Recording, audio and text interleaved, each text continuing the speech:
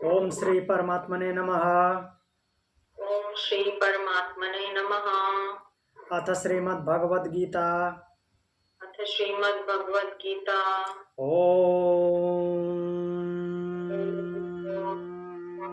पूर्णमद पूर्णमद पूर्णमिदं पूर्णमिदं पूर्णात् पूर्णमुदच्यते पूर्णात् पूर्णमुदच्यते पूर्णस्य पूर्णमादाय पूर्णस्य पूर्णमादाय पूर्णमेवावशिष्यते। पूर्णमेवावशिष्यते।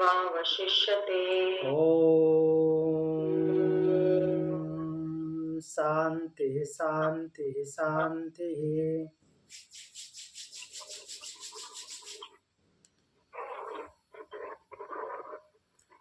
हम द्वितीय अध्याय सांख्य योग पढ़ रहे थे। प्रथम अध्याय अर्जुन विषाद योग पूर्ण कर लिए थे और द्वितीय अध्याय की भूमिका हमने देखी थी और इसमें 5 नंबर तक श्लोक देखे थे। 5वें श्लोक तक हमने पूर्ण किया था। उसके आगे 6ठा श्लोक देखेंगे और उससे पहले एक बार इसका रिवीजन कर लेंगे जो हमने पढ़ा था। कैसे शुरुआत हुई थी? पहले अध्याय में संजय राजा को वर्णन करते हुए ये बोले थे कि अर्जुन धनुष बाण छोड़ करके रथ के पिछले भाग में बैठ गए हैं। उसी से आगे फिर बोलते हैं कि वो दूसरे अध्याय में बोलते हैं कि वो अश्रुओं से पूर्ण नेत्र वाले हैं। ऐसे शोकाकुल अर्जुन विषिदंतम इदम वाक्यम उवाच मधुसूदन। तो ऐसे अर्जुन को देख करके भगवान मधुसूदन वचन बोलते हैं। क्या बोलते हैं वो दूसरे श्लोक में बताते हैं कि ये इस कठिन परिस्थिति में भगवान क्या बोल रहे हैं? कुतस्त्वाकस्मलमिदं विषमे समुपस्थितम अनार्यजुष्टम अस्वर्ग्यम अकीर्तिकरम अर्जुन।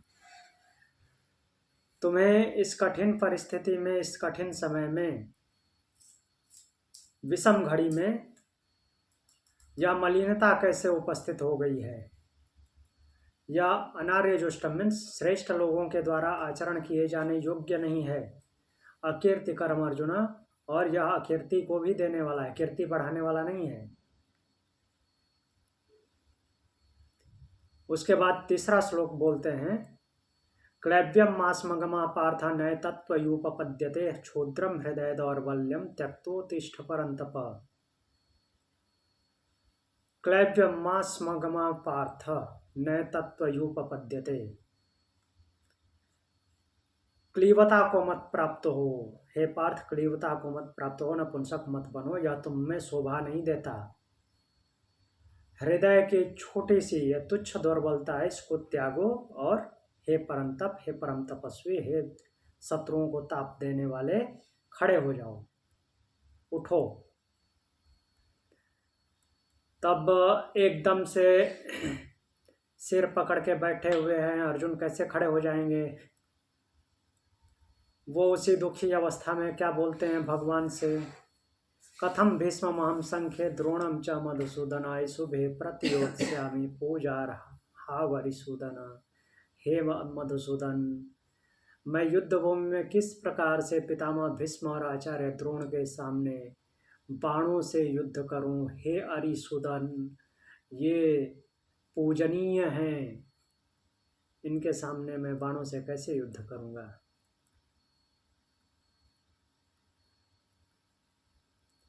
और 5वें श्लोक में बोलते हैं गुरु न हत्वा हि महानुभावान श्रेयो भोक्तुम भैक्षमपि हलोके हत्वार्थ कामांस्तु गुरु निहैव पुंजीय भोगान रुधिर प्रदिग्धान। तो इस 5वें श्लोक में बोलते हैं कि इन महान आत्माओं को, जो गुरु और पितामह हैं, इनको मारे बिना मैं संसार में भिक्षा का अन्न खाना कल्याणकारी समझूंगा। इनको मार करके जो सुख प्राप्त होगा, राज्य प्राप्त होगा, वो तो सब रक्त से सने हुए होंगे। इनके ही रक्त से सने हुए भोग कैसे मैं भोगूंगा। यहाँ तक हमने देखा था। अब आगे चलते हैं 6ठे नंबर श्लोक पे।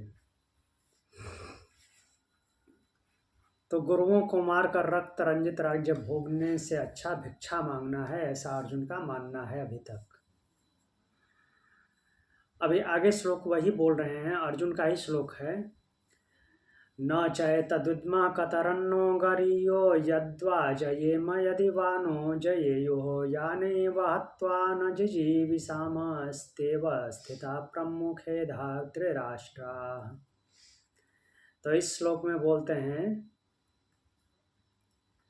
कि न च एतद् विद्मः न कतरत गरीय, हम यह भी नहीं जानते कि हमारे लिए क्या श्रेष्ठ है, क्या उचित है।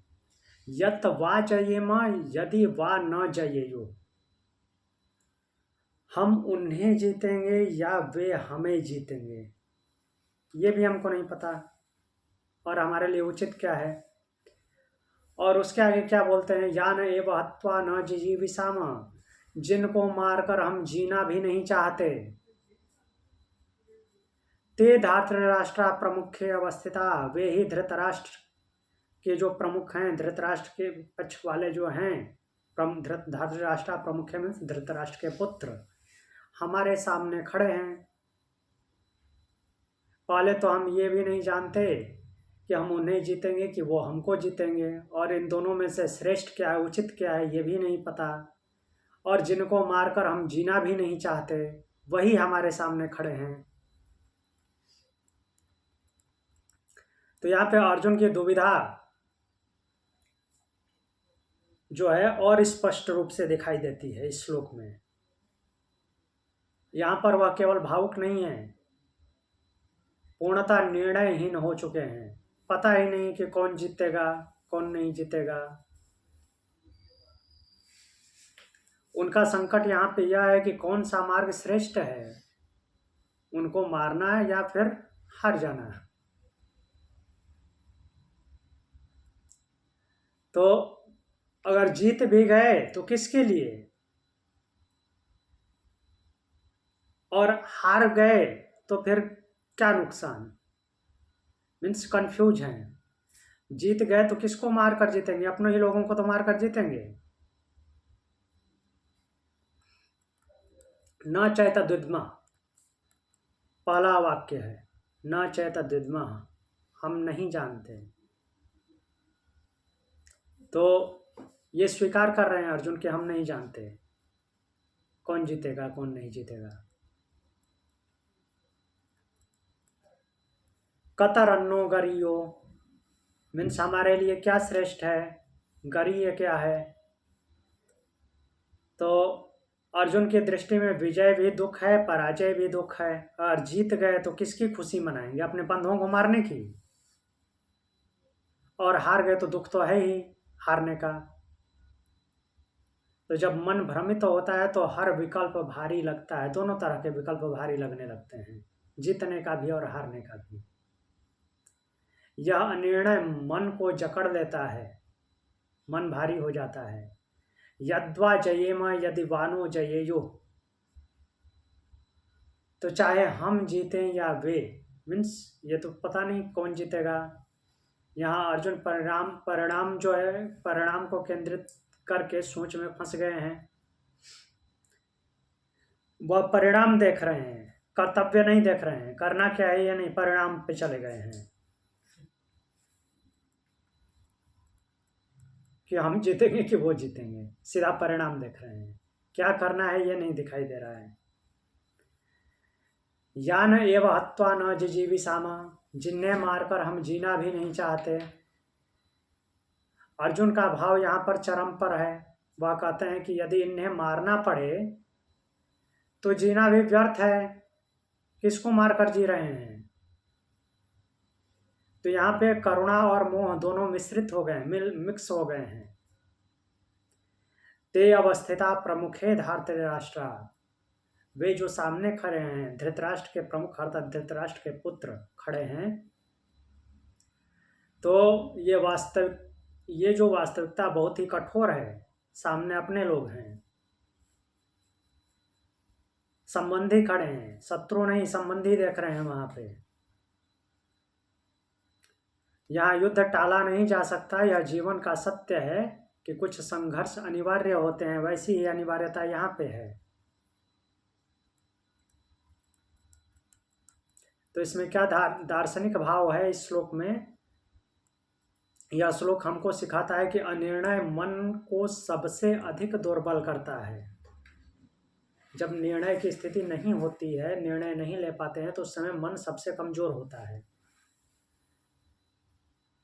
परिणाम केंद्रित सोच भ्रम उत्पन्न करती है, अर्थात सीधे परिणाम पे पहुंच जाना, कर्तव्य न दिखना, वो भ्रम पैदा कर देता है।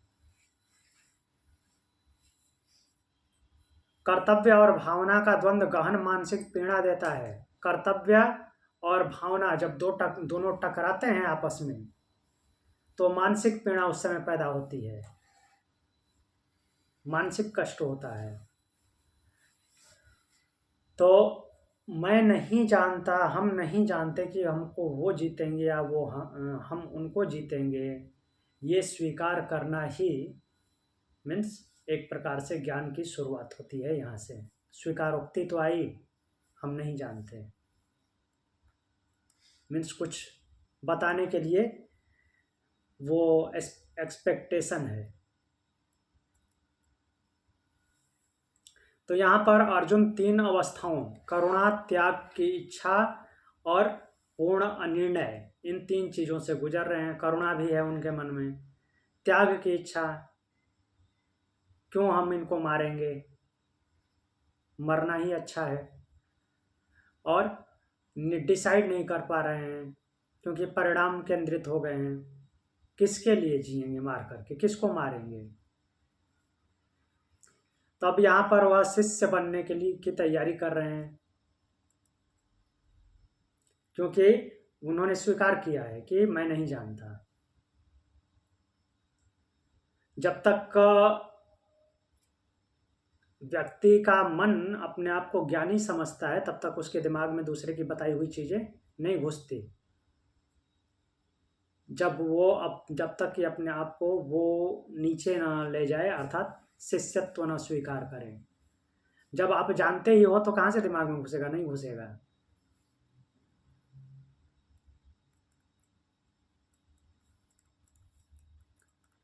तो यहाँ पे यह श्लोक अर्जुन के मन का पूर्ण विघटन है। अर्जुन को विजय में कुछ सुख नहीं दिखाई देता, पराजय में भय भी नहीं दिखता है, केवल भ्रम हो गया है। 7वें श्लोक में देखते हैं क्या है। अभी अर्जुन ही बोल रहे हैं, पिछले श्लोक में बोले थे कि हम नहीं जानते कि कौन सा मार्ग श्रेष्ठ है और अनिर्णय की स्थिति में है। 7वां श्लोक है, कार्पण्य दोषोपहत स्वभाव पृच्छामि त्वां धर्म सम्मूढ़ चेता यच्छ्रेयस्यान्निश्चितं ब्रूहि तन्मे शिष्यस्तेऽहं साधि मां त्वां प्रपन्नम्। कार्पण्य दोष पहत स्वभाव, क्या बोल रहे हैं? कायरता के दोष से आहत स्वभाव वाला, आहत मीन्स बहुत चोटिल हुआ है स्वभाव। धर्म सम्मूढ़ चेता, और धर्म के विषय में मोहित चित्त वाला। अहम त्वाम पृच्छामि, मैं आपसे पूछता हूँ। यत् श्रेय श्याम निश्चितम तम मे ब्रूहि, जो निश्चित रूप से कल्याणकारी है, श्रेयस्कर है, वह मुझे बताइए।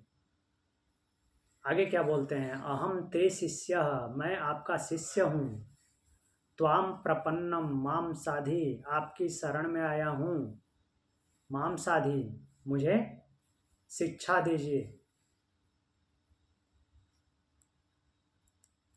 ये अर्जुन बोल रहे हैं कि कायरता के दोष से आहत स्वभाव वाला, उपहत स्वभाव वाला, धर्म के विषय में मोहित चित्त हो गया हूँ। मैं आपसे पूछता हूँ, जो निश्चित रूप से मेरे लिए कल्याणकारी है, वह मुझे बताइए। मैं आपका शिष्य हूँ, आपकी शरण में हूँ, शिक्षा दीजिए। भ्रमित हो गए हैं अर्जुन, समझ नहीं आ रहा है क्या करना है। अब यहाँ पे अर्जुन योद्धा से शिष्य बन जाते हैं।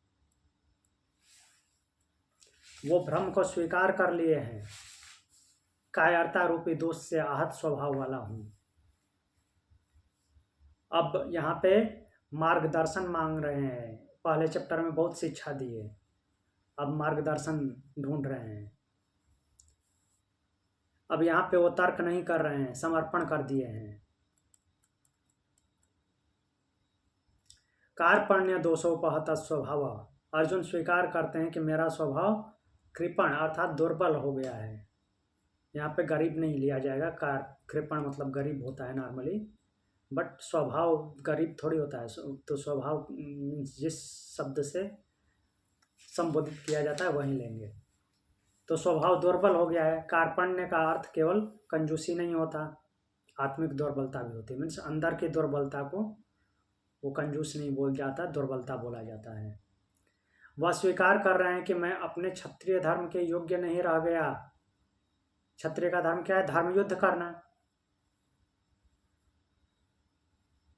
यह आत्म स्वीकार ही आध्यात्मिक जागरण का जो है प्रथम चरण है। धर्म सम्मूढ़ चेता, धर्म के विषय में भ्रमित होना।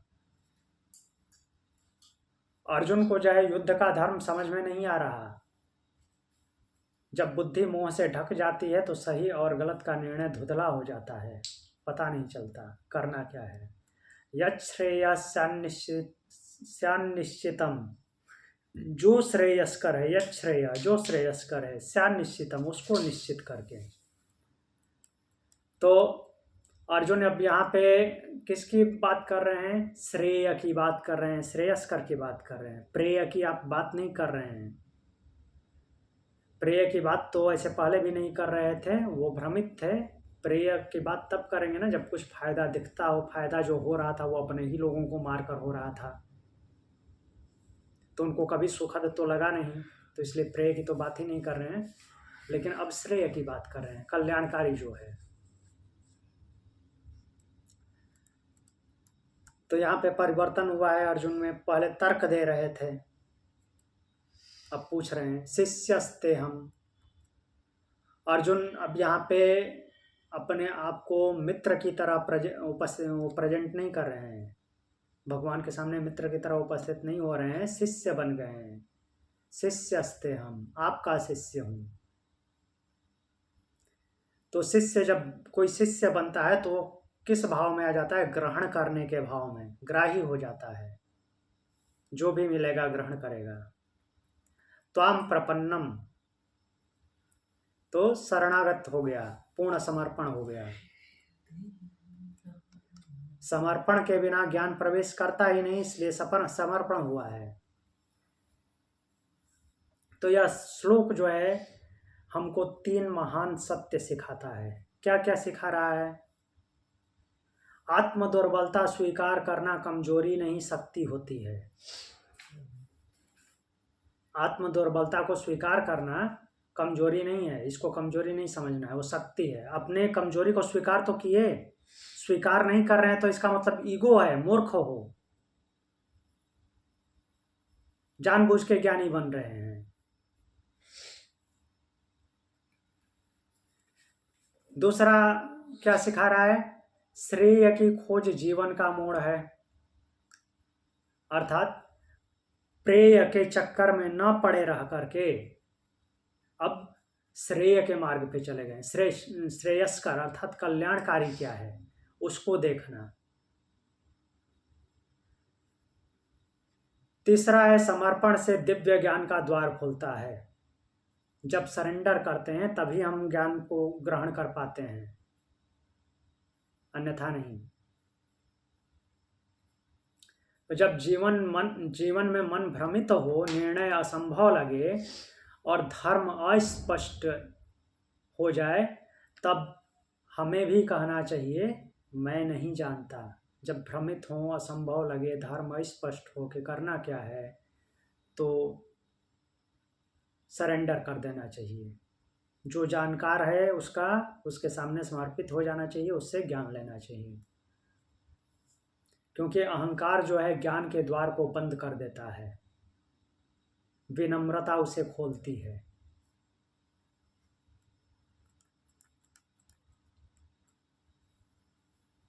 तो यहाँ पे जो अर्जुन को विषाद हुआ था, अब योग बन गया है ज्ञान ग्रहण करने के लिए। अगला श्लोक देखते हैं, 8 नंबर श्लोक। अभी अर्जुन ही बोल रहे हैं, नहि प्रपश्यामि ममानुपद्याद्यच्छोकमुच्छोषणमिन्द्रियाणाम् अवाप्य भूमा वसपत्नमृद्धं राज्यं सुराणामपि चाधिपत्यम्। क्या बोल रहे हैं? पिछले अध्याय में जो बोले थे कि अंग शिथिल हुए जा रहे हैं, मुख सूख रहा है, मुखम च परिशुष्यति, वैसी ही कुछ बातें यहाँ भी कर रहे हैं। बोल रहे हैं कि मेरी इंद्रियों को सुखा देने वाले इस सुख को, उनको देख करके सामने अपने संबंधियों को मारूंगा, ये मारने का क्या हो गया है, अंदर विषाद पैदा हुआ है और उस मोह से मुख सूख रहा है, रोम हर्षित हो रहे हैं, अर्थात कंपन उत्पन्न हो रहा है शरीर में।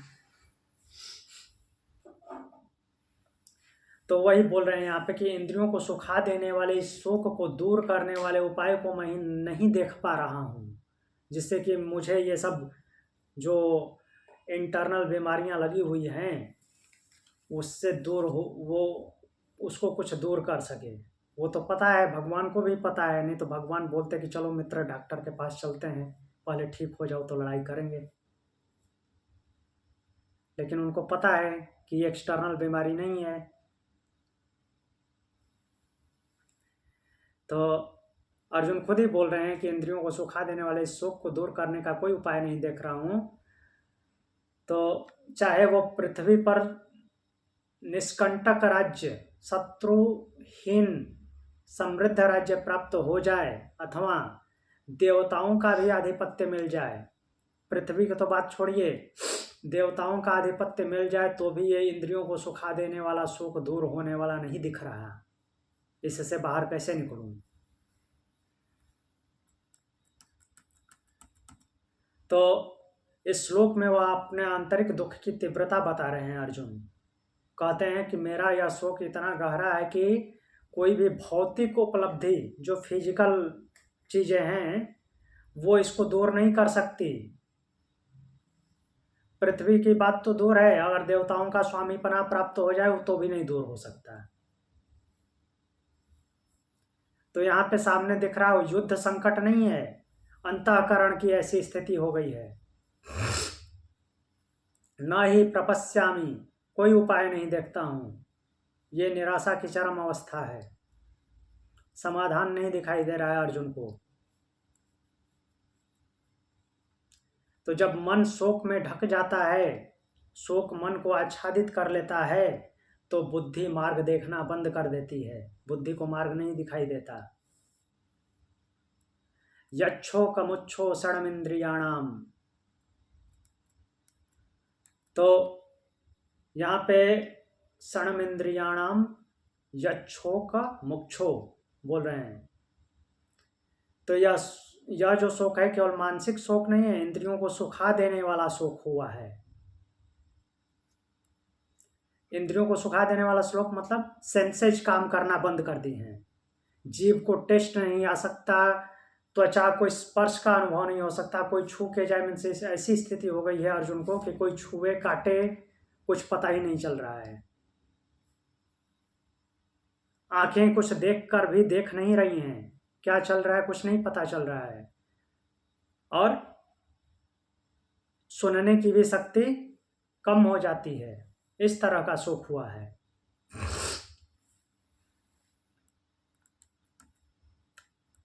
तो मीन्स पूरा अस्तित्व ही संकट में आ गया है। अवाप्य भूमा वसपत्न मृद्धम राज्यम, तो बोल रहे हैं कि यह पृथ्वी का क्या, भूमा वसपत्न मृद्धम, तो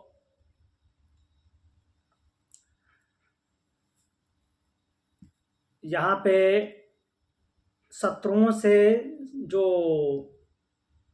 मीन्स बिना शत्रुओं के समृद्ध राज्य भी प्राप्त हो जाए पृथ्वी का, तो भी ये इंद्रियों को सुखा देने वाले रोग का उपचार वो नहीं है। अब यहाँ पे शत्रु का शब्द तो कुछ आया नहीं, कौन से शब्द को शत्रु का लेंगे? सपत्न असपत्न मृद्धम। तो जहाँ पे जो सपत्न और असपत्न शब्द आता है, ये आता है शत्रु और शत्रुहीनता के लिए, असपत्नम। तो ये सपत्न शब्द यूज किया जाता है संस्कृत में हर जगह। जब बहुविवाह प्रथा थी, मीन्स कई शादियाँ होती थी, लोगों के कई विवाह होते थे, तो जो एक स्त्री के अलावा, मीन्स एक पत्नी के अलावा दूसरी पत्नी होती थी, उसको क्या बोलते थे? सौत बोलते थे। और उन दोनों के बीच में मीन्स बहुत कम ऐसे होते थे जो जिनमें द्वंद्व नहीं होता था, नहीं तो नॉर्मली कोल्ड वार चलता रहता था अंदर ही अंदर, और ऐसा कोल्ड वार की जैसा दूसरों में कभी होगा ही नहीं। वो अच्छे अच्छे लोगों में दिख जाता था, लाइक देख लीजिए रामायण में ही कौशल्या और कैकेयी, खैर उनकी आपस में, दोनों की आपस में शत्रुता पहले नहीं थी, लेकिन वो झगड़ा लगाने से वो शपथ में युद्ध हुआ। एक प्रकार से वो सौत वाला युद्ध था। कैकेयी ने क्या बोला बहकावे में आकर कि कौशल्या का बेटा क्यों राजा बनेगा, मेरा बेटा क्यों नहीं बनेगा। वही शपथ युद्ध है। तो असपत्न मीन्स निष्कंटक, शत्रुहीन।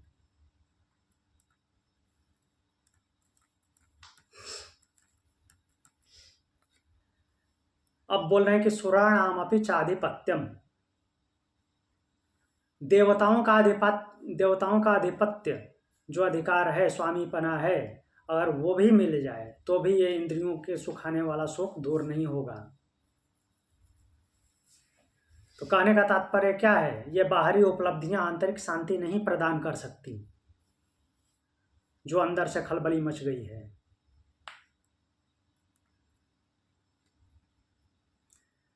तो यहाँ अर्जुन की चेतना पहली बार भौतिकता से ऊपर उठ रही है।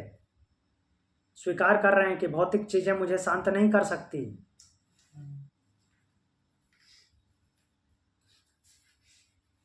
तो अर्जुन को राज्य मिले, विजय मिले, स्वर्ग, कुछ भी आकर्षण अब नहीं रह गया है। पृथ्वी तो दूर की बात है, स्वर्ग भी आकर्षण नहीं है,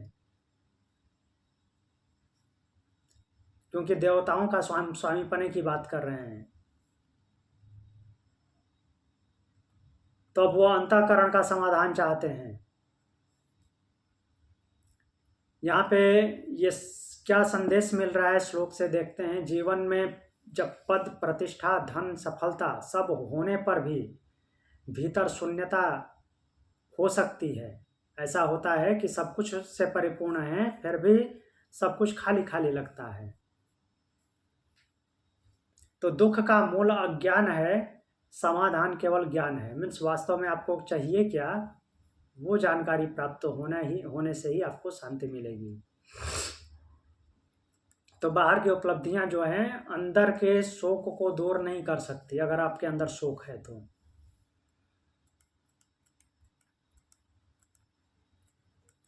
आगे का आप श्लोक देखते हैं। संजय फिर बोलेंगे, राजा से बता रहे हैं। श्लोक नंबर 9। संजय उवाच एवमुक्त्वा हृषीकेशं गुडाकेशः परन्तप न योत्स्य इति गोविन्दम् उक्त्वा तूष्णीं बभूवः। संजय बोल रहे हैं राजा से, धृतराष्ट्र से, कि गुडाकेशः परन्तप अर्जुन एवं उक्त्वा, निद्रा को जीतने वाले, परम तप, शत्रुओं को तपाने वाले परम तपस्वी अर्जुन, एवं उक्त्वा, इस प्रकार से कह करके, हृषीकेशम गोविंदम प्रति, किसके प्रति बोल रहे हैं? भगवान के प्रति, हृषिकेश के प्रति। हृषिकेश शब्द क्यों यूज किया गया ये भी देखेंगे यहाँ पे। बाकी जगह तो कई जगह मधुसूदन, कहीं हरिसूदन यूज किया गया, यहाँ पे अब हृषिकेश नाम आ गया फिर से। हृषिकेशम गोविंदम दोनों आया है। प्रति न योत से, सीधा सीधा बोल रहे हैं, न योत से, युद्ध नहीं करूंगा। इति उक्त्वा तूष्णीम बभूव, ऐसा बोल करके क्या हो गए, तूष्णीम बभूव, चुप हो गए, मौन हो गए।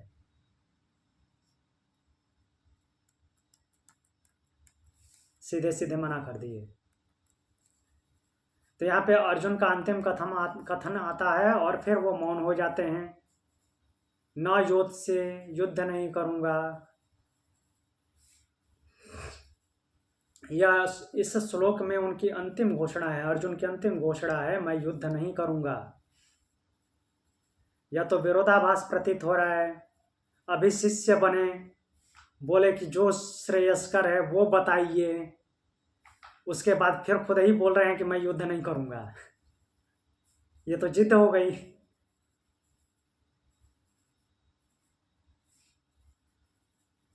तो देखते हैं क्या क्या शब्द आए हैं, उनका अर्थ देखते हैं अब। संजय बता रहे हैं गुणाकेश परंतप। गुणाकेश जो निद्रा को जीतने वाले हैं, परंतप शत्रुओं को संतप्त करने वाले तपस्वी।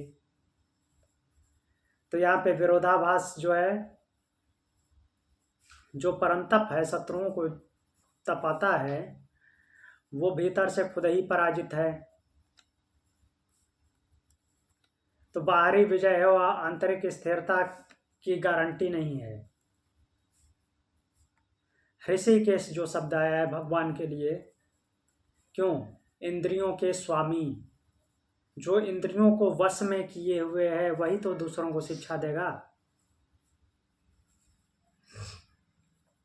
तो दूसरी बात यह भी है कि इंद्रियों के स्वामी कहकर संबोधित करने का तात्पर्य क्या है, क्योंकि दूसरा जो सामने खड़ा है उसकी इंद्रियां तो व्यथित हैं, व्याकुल हैं।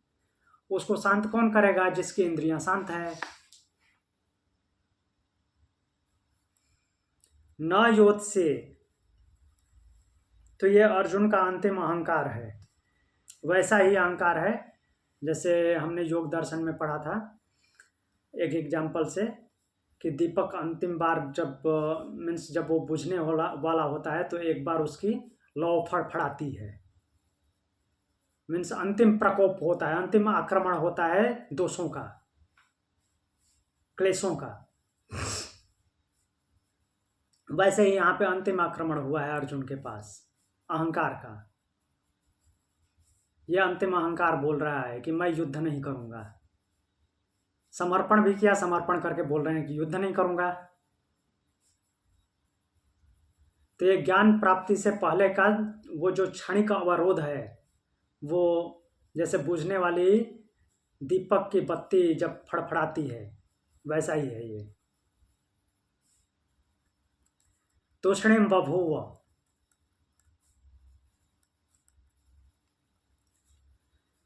तो तूष्णीम बभूव, फिर मौन हो जाते हैं, शांत। वही हुआ है जैसे दीपक की लौ जब ईंधन खत्म होने वाला है तो फड़फड़ाई और फिर बुझ गई, वैसे ही हुआ। मैं युद्ध नहीं करूंगा, उसके बाद चुप। तो ये मौन साधारण नहीं है। यह तीन अवस्थाओं, तर्क, भाव और निर्णय, इन तीनों के समाप्त होने का परिणाम है। अब कुछ नहीं बचा है। तो यह ग्रहणशील अवस्था भी मानी जा सकती है। यह श्लोक सिखाता है कि समर्पण के बाद भी मन जो है प्रतिरोध करता है। समर्पित कर दिया अपने आप को, उसके बाद भी मन प्रतिरोध करता है। और जब फिर मन मौन हो जाता है, शांत हो जाएगा, तो ज्ञान प्रवेश करेगा।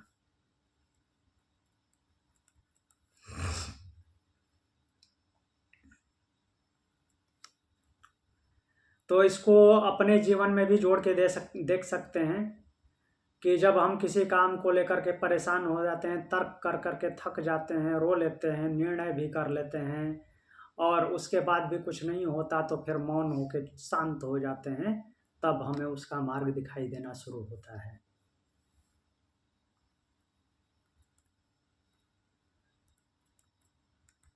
आगे 10वां श्लोक देखते हैं।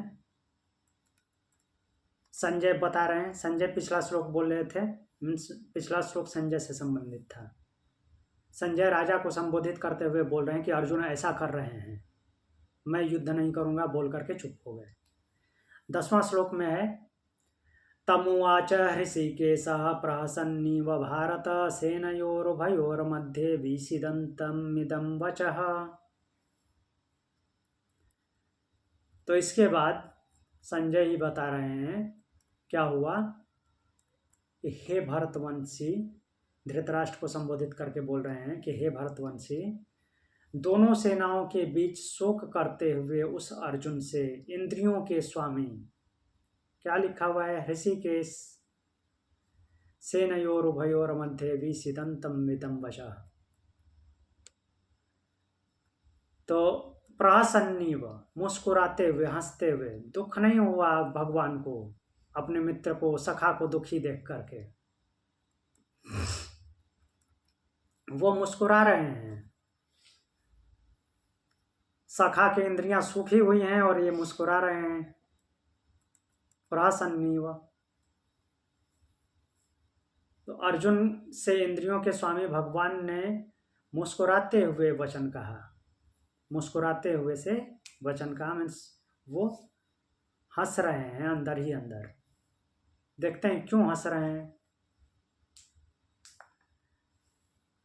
तो इस श्लोक का तात्पर्य क्या है, ये ऐसा क्षण है जहाँ से भगवान का उपदेश औपचारिक रूप से आरंभ हो रहा है।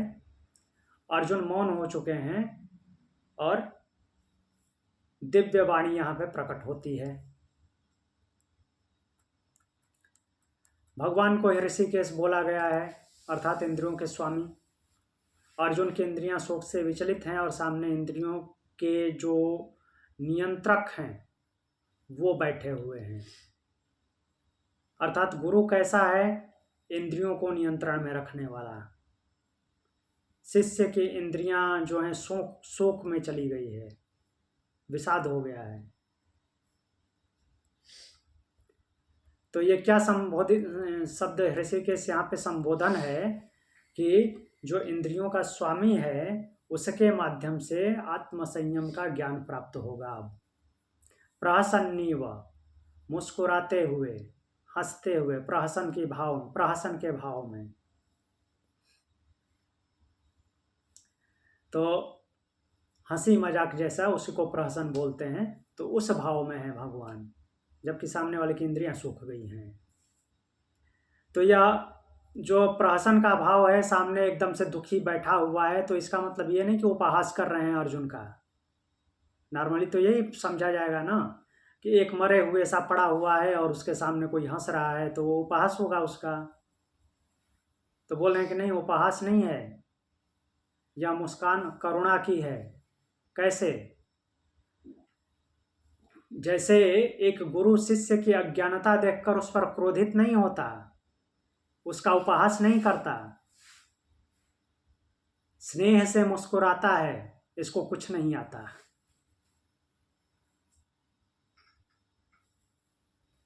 बिना मतलब के तर्क किए जा रहा है।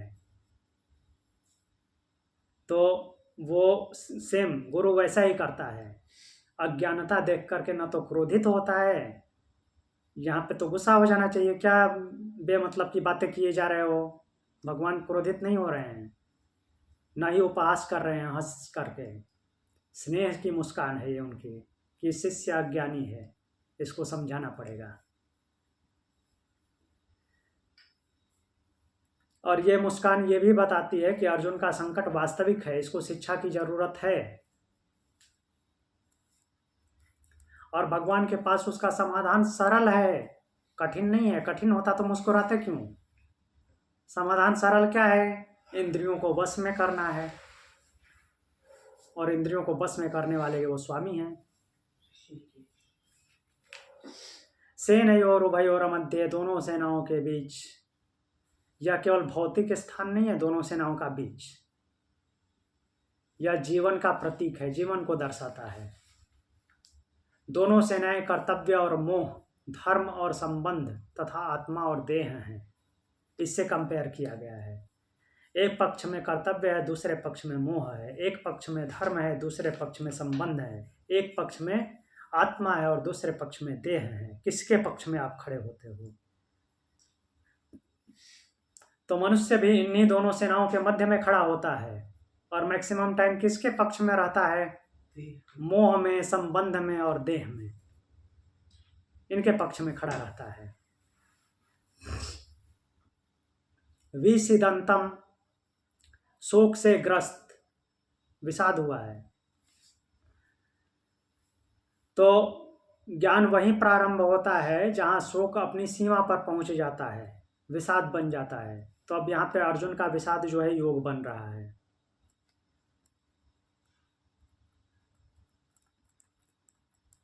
तो यह श्लोक भी हमको 3 प्रकार का सत्य सिखा रहा है।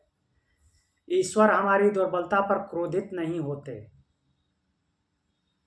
वे करुणामय मुस्कान से मार्ग दिखाते हैं, हमारा मार्गदर्शन करते हैं।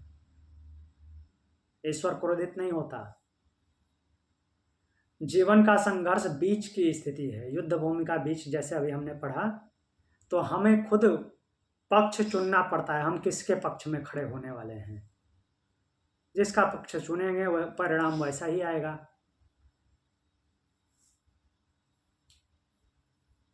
और ये श्लोक यह भी सिखाता है कि शोक जो है वो ज्ञान का द्वार बन सकता है यदि हम समर्पित हों। तो आज हम कक्षा को यहीं पे विराम देंगे।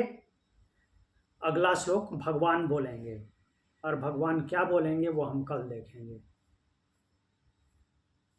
ठीक है, यहां तक कुछ पूछना है किसी को?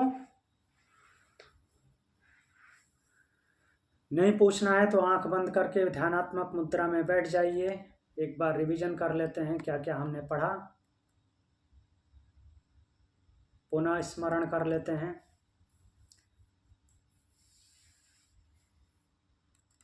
छह नंबर श्लोक पे चलते हैं। 6 नंबर श्लोक में बोला गया है, इससे पीछे बोले हैं कि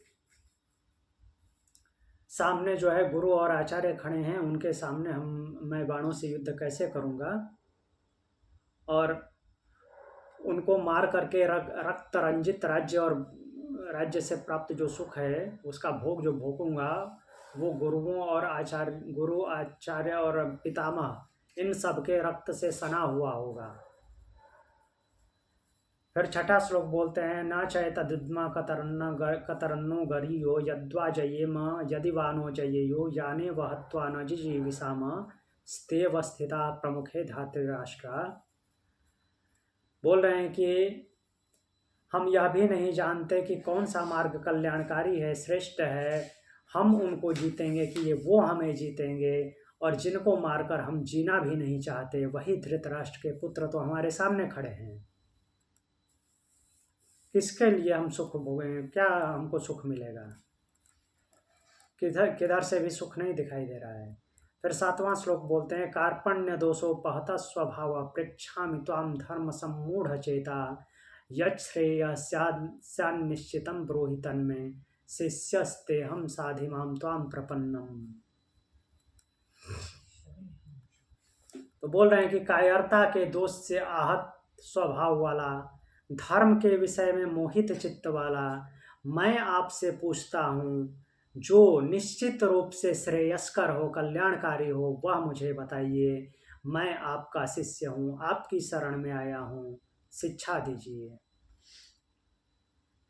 फिर इतना बोल करके फिर आगे क्या बोलते हैं, न ही प्रपश्यामि ममानुपद्यात् यच्छोकमुच्छो षडमिन्द्रियाणाम् अवाप्य भूमा वसपत्नमृद्धं राज्यम सुराणाम अपि चाधिपत्यम। बोलते हैं इस श्लोक में कि मेरी इंद्रियों को सुखा देने वाले इस शोक को दूर करने का कोई उपाय मैं नहीं देख रहा हूँ।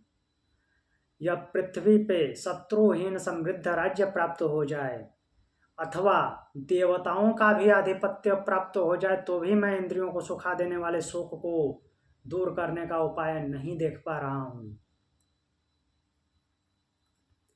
9वां श्लोक बोलते हैं, संजय बोल रहे हैं यहाँ पे, संजय अर्जुन की बातों को राजा से बताते हुए बोलते हैं धृतराष्ट्र से, एवं उक्त्वा ऋषिकेशं गुडाकेशः परन्तप न योत्स्येति गोविंदम उक्त्वा तूष्णीं बभूवः। संजय बता रहे हैं कि अर्जुन बोलते हैं, इस प्रकार कह करके निद्रा को जीतने वाले, किस प्रकार कह करके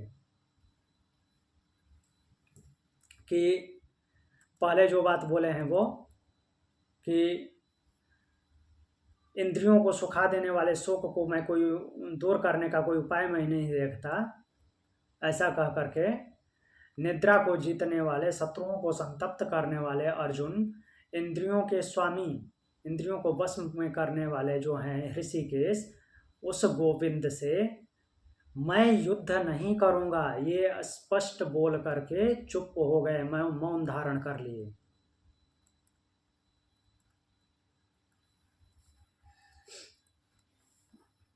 ये बात याद रखनी है, ये शब्द जो है वाक्य, मैं युद्ध नहीं करूंगा, न योत्स्य, ये सीधा सीधा अर्जुन बोले हैं, न योत्स्य, मैं युद्ध नहीं करूंगा डायरेक्ट। फिर अगला श्लोक बोलते हैं, तमुवाच हृषिकेशः प्रहसन्नीव भारत सेनयोरुभयोर्मध्ये विसीदन्तमिदं वचः। तो इस श्लोक में बोलते हैं कि हे भरतवंशी, धृतराष्ट्र को ही संबोधित करते हुए संजय बोल रहे हैं, दोनों सेनाओं के बीच शोक करते हुए अर्जुन ने इंद्रियों के स्वामी भगवान से, इंद्रियों के स्वामी भगवान जो हैं उन्होंने मुस्कुराते हुए से यह वचन कहा। तब मुस्कुराते हुए क्या वचन बोलेंगे उसको हम कल देखेंगे। तो 9वें श्लोक में आया, न योत्स्य, मैं युद्ध नहीं करूंगा, और इस न योत्स्य को भगवान बदलेंगे क्या, युद्ध करूंगा मैं बदल देंगे। तो यहाँ से वहां तक की यात्रा करनी है, अकर्तव्य से कर्तव्य, कर्तव्यहीनता की जो भावना आ गई है उसको कर्तव्य में बदलेंगे। ठीक है, आज के लिए इतना ही। प्रणाम। ओम शांति।